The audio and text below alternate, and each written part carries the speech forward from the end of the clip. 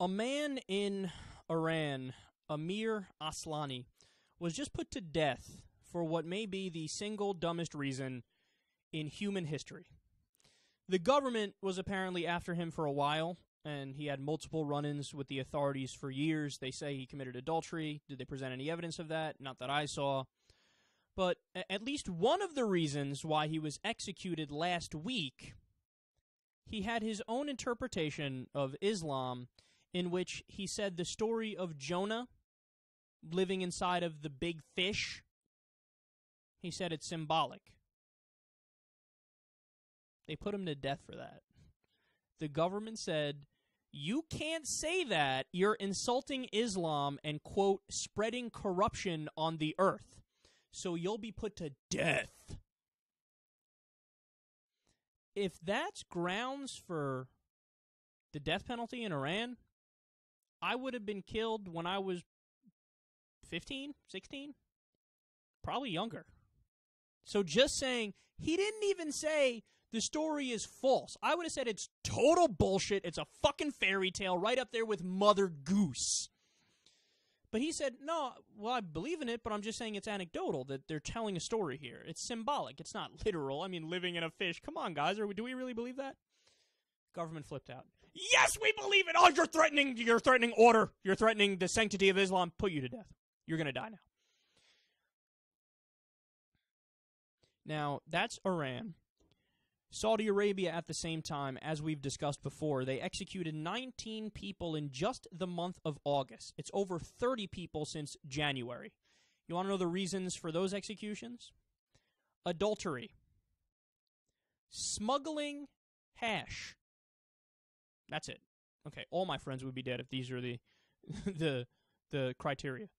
Smuggling amphetamine pills. Now, that one's really interesting because you know what amphetamine pills are, right? They're likely just talking about Adderall. So what we take for ADHD in America, or for some college kids to party and have a good time, death in Saudi Arabia. And also, my favorite, sorcery. They put people to death for witchcraft, sorcery, voodoo, We live on a planet at the same time that savages still live on the planet. This primitive, barbaric mindset, okay?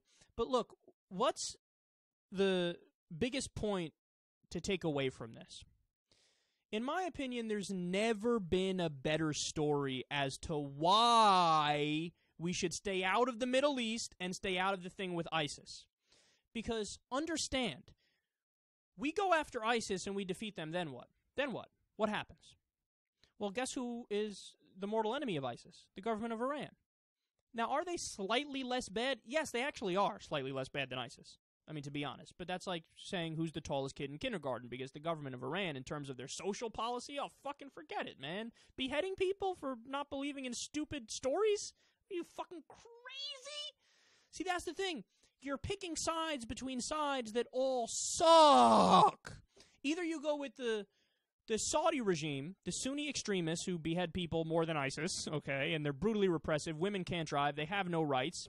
The most insanely repressive Sharia society ever. They kill atheists, gay people, you name it, okay?